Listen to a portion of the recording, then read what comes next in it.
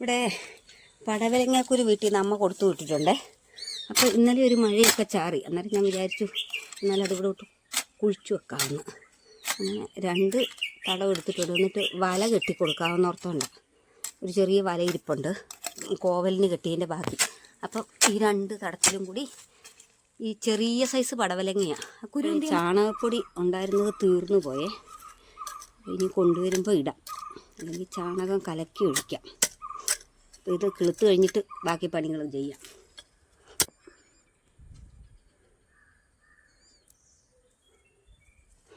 തിന്നാലെണ്ണം ഇതിനകത്ത് തന്നെ ഇരുന്നോട്ടെ. ഇത് കിളുത്തെങ്കിൽ ഞാൻ കാണിക്കാവേ. കോവൽ നട്ട് നിങ്ങൾ കണ്ടിട്ടുണ്ടോ?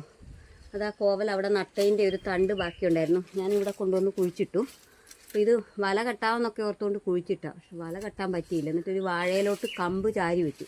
വാഴക്കൊല കൊത്തിക്കഴിഞ്ഞപ്പോൾ ഇപ്പോൾ അത് പെടരും. കമ്പ് ഇങ്ങനെ ഇരിപ്പുണ്ട്. പൂക്കാൻ തുടങ്ങിയതേ ഉണ്ടോ? ഇനിയും വല കെട്ടുമ്പോൾ കോവലും കയറ്റും, പടവലവും കയറ്റും, പയറും എല്ലാം കൂടി കയറ്റി വിടാം. ഇവിടെ ഞാനൊരു 5-8 മൂട് പയറ് നട്ടായിരുന്നു. അപ്പോൾ കിളുത്ത് ഇത്രയായി.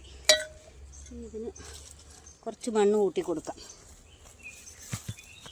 ഇവിടെ ഞാനിപ്പോൾ മണ്ണ് കൂട്ടി.